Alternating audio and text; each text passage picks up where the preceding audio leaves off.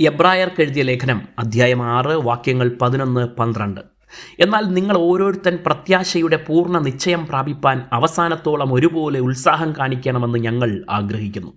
അങ്ങനെ നിങ്ങൾ മന്ദതയുള്ളവരാകാതെ വിശ്വാസത്താലും ദീർഘക്ഷമയാലും വാഗ്ദത്തങ്ങളെ അവകാശമാക്കുന്നവരുടെ അനുകാരികളായിത്തീരും. വിശ്വാസം ഒരു യാത്രയോട് ഉപമിക്കാൻ കഴിയുന്ന ഒന്നാണ്. ആ യാത്രയ്ക്കൊരു ആരംഭമുണ്ട്, മാത്രമല്ല അത് ലക്ഷ്യത്തിലെത്തുവോളം തുടരേണ്ടതുമാണ്. പലരും ഈ യാത്ര ആരംഭിച്ചിട്ട് പല കാരണങ്ങളാൽ ഇടയ്ക്ക് വെച്ച് നിർത്തിക്കളയുന്നു. ചിലരുടെ യാത്രയുടെ വേഗത ഇടയ്ക്കിടെ കുറയുന്നു. ചിലർ വഴിമാറി സഞ്ചരിച്ചിട്ട് വീണ്ടും തിരിച്ചെത്തി യാത്ര തുടരുന്നു. വിവിധ കാരണങ്ങൾ കൊണ്ട് വിശ്വാസയാത്ര മന്ദീഭവിക്കുന്നു. എബ്രായ ലേഖകൻ ഇക്കാര്യം ചൂണ്ടിക്കാണിച്ചുകൊണ്ടാണ് ഇവിടെ സംസാരിക്കുന്നത്. ഈ വാക്യത്തിലെ വാഗ്ദത്തങ്ങൾ അവകാശമാക്കും എന്നത് തന്നെയാണ്.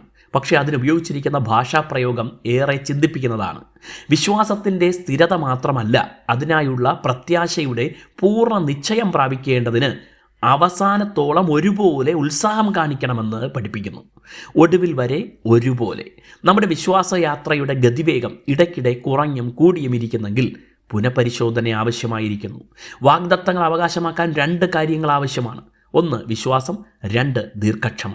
വിശ്വാസം പലർക്കുമുണ്ടെങ്കിലും രണ്ടാമത്തെ ഭാഗത്ത് വരുമ്പോൾ മന്ദത അനുഭവപ്പെടുന്നു. വിശ്വാസത്തിൻ്റെ സ്ഥിരതയാണ് ദീർഘക്ഷമ കൊണ്ട് ഉദ്ദേശിക്കുന്നത്. തുടക്കത്തെ പോലെയോ അതിലേറെയുമോ പ്രധാനമാണ് പുരോഗതിയും അവസാനവും. നന്നായി ആരംഭിച്ചിട്ട് ഇടയ്ക്ക് നിന്നുപോയ എത്രയോ പദ്ധതികൾ നാം കണ്ടിട്ടുണ്ട്. ഒരു വീട് പണി ആരംഭിക്കുന്നതിന് മുമ്പ് അത് തീർക്കാനാവുമോ എന്ന് ചിന്തിക്കാൻ യേശു ഉപദേശിച്ചു. നമ്മുടെ കഴിവിനാൽ അത് സാധ്യമാണെന്നല്ല, നമ്മെ എപ്പോഴും കൂടെ ഇരുന്ന് സഹായിക്കാൻ കഴിയുന്ന ദൈവത്താൽ നമുക്കത് സാധ്യമാണ്. യോശുവയോട് ദൈവം അരുളി ചെയ്തതുപോലെ, മോശയോട് കൂടെ ഇരുന്നത് പോലെ നിന്നോട് കൂടെയും ഇരിക്കും. വാഗ്ദത്തങ്ങളെ അവകാശമാക്കിയവരുടെ അനുകാരികളാകാൻ നമുക്കും സാധ്യം. ദൈവം നിങ്ങളെ ധാരാളം അനുഗ്രഹിക്കട്ടെ.